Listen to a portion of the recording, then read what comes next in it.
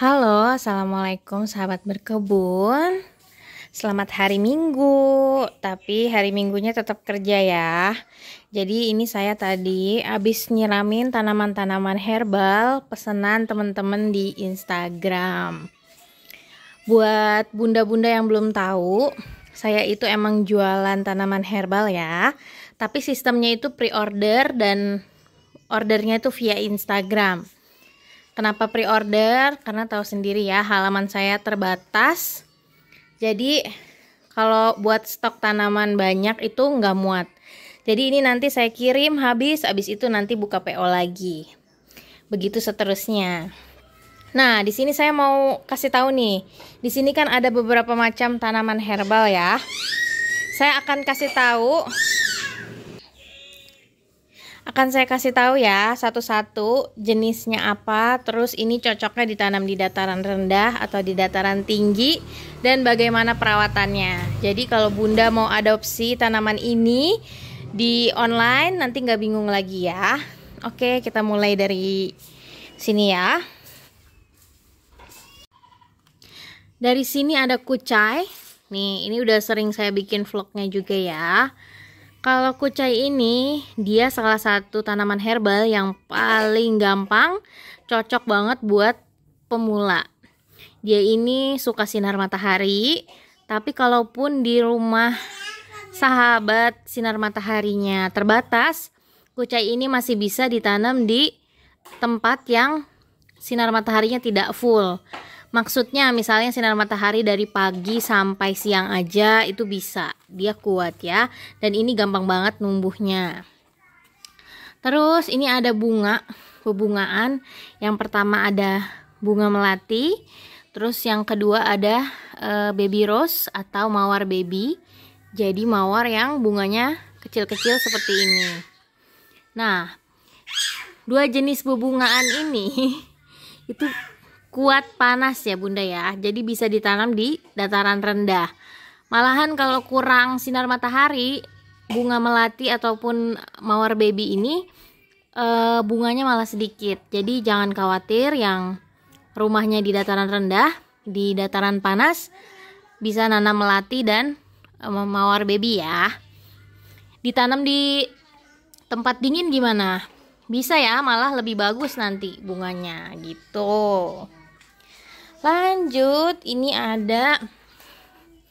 Nah, ini adalah rosella merah atau kalau di luar negeri disebutnya rosella cranberry. Nama latinnya Hibiscus acetosella. Jadi dia ini punya bunga ya. Nih, bunganya tuh ya mirip bunga rosella, cuman ukurannya lebih kecil. Dia ini masih satu keluarga sama bunga sepatu. Nih, bunganya tuh warna pink gini ya. Sayangnya ini bunganya belum mekar. Bunganya warna pink. Dan ini edible alias bisa dimakan daun sama bunganya. Ini rasanya agak asam gitu. Biasanya orang luar itu pakai daun dan bunganya untuk campuran salad atau teh. Dan dia juga kuat dataran rendah ya. Termasuk tahan banting juga. Tuh, cakep ya warna daunnya. Keunguan gitu, batangnya juga tuh merah marun. Ini yang mau pesan bisa DM ke Instagram ya. Ini aku jualnya 35.000. Lanjut. Kalau kale ini udah sering ya. Kalau sayur kale pasti udah tahu ya kalau ini sayur yang bisa dipanen sampai 2 tahun dan kuat di dataran tinggi maupun di dataran rendah. Terus ini ada kemangi Bandung atau ada yang bilang ini surawung. Ini wajib kena panas ya bunda ya, wajib banget full sun, matahari minimal 6 jam per hari, bisa dataran rendah sampai dataran tinggi. Lanjut, ini ada herbs. Nih ini ada thyme. Nih thyme apa tim sih bilangnya? Tim atau thyme. Terus ini ada oregano.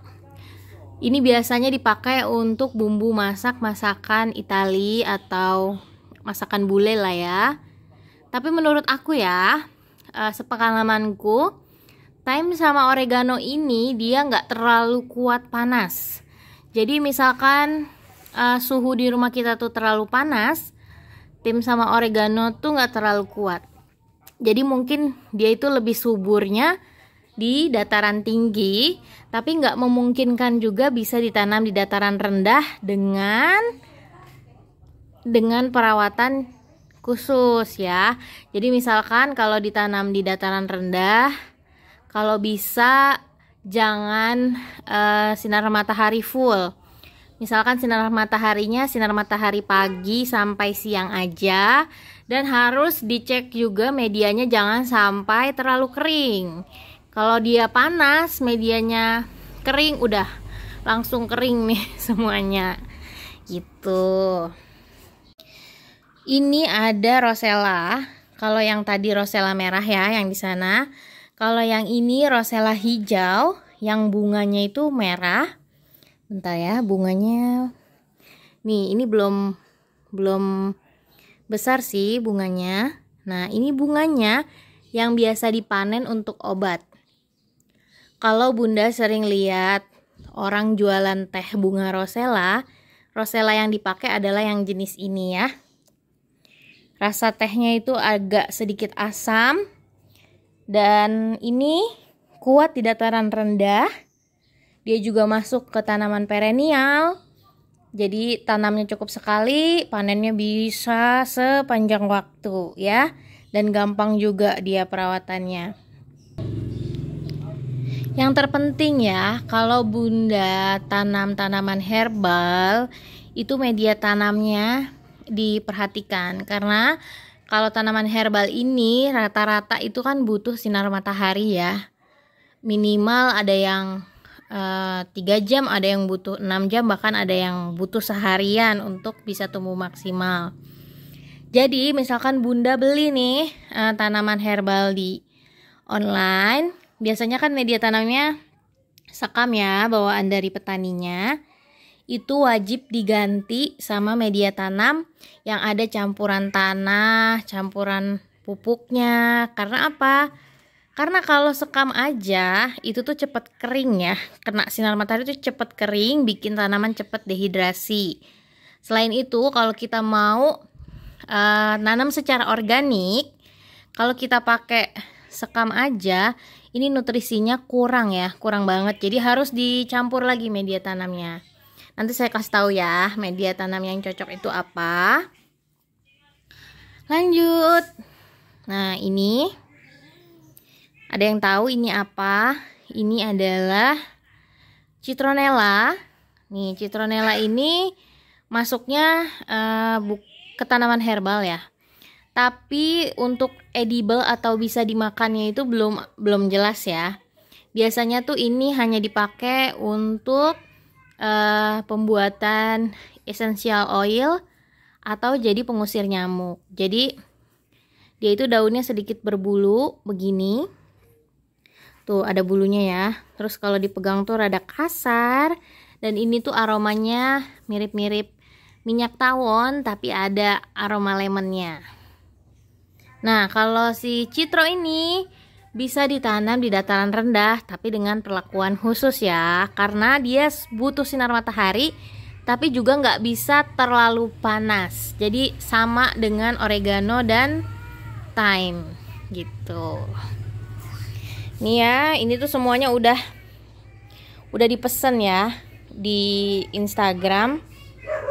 Nanti kalau udah selesai pengiriman, semuanya udah terkirim, udah kosong lagi halamannya, baru saya buka PO lagi.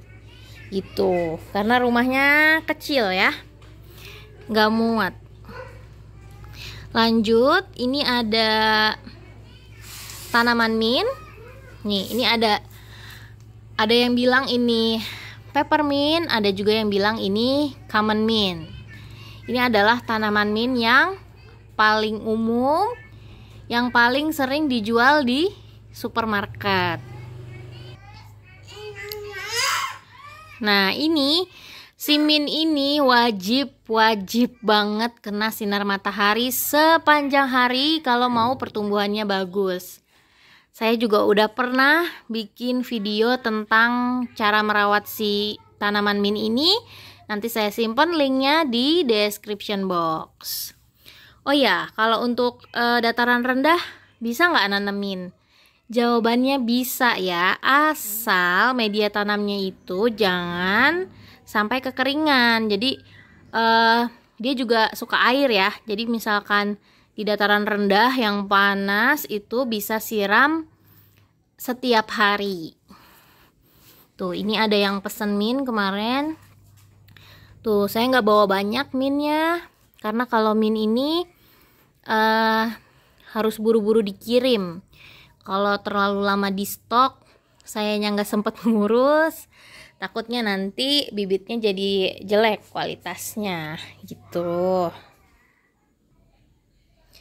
Itu Kalenero ya.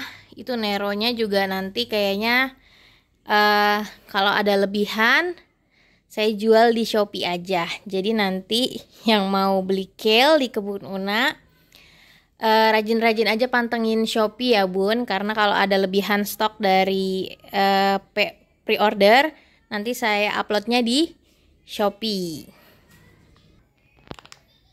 Nah, ini adalah contoh media tanam ya. Media tanam yang ideal untuk tanaman herbal. Tuh, ini tuh media racikan Kebun Una ya.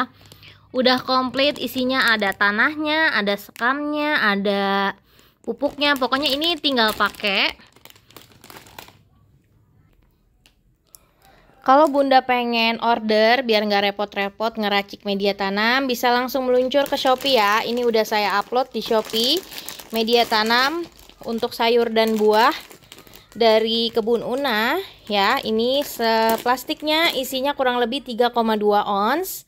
Kalau beli di Shopee bisa ambil yang paket 10 kilo. Itu ongkirnya flat via JNE JTR. Ini udah bagus ya, nggak perlu diapa-apain lagi, udah siap pakai, tinggal pakai aja. Oh ya, jangan lupa nanti di video selanjutnya saya akan kasih tahu gimana cara bikin media tanamnya ya. Jadi kalau sahabat nggak pengen beli, pengen bikin sendiri, nanti saya kasih tahu caranya. Gitu ya. Terima kasih sudah menonton video kali ini. Semoga videonya bermanfaat. Wassalamualaikum. Happy gardening.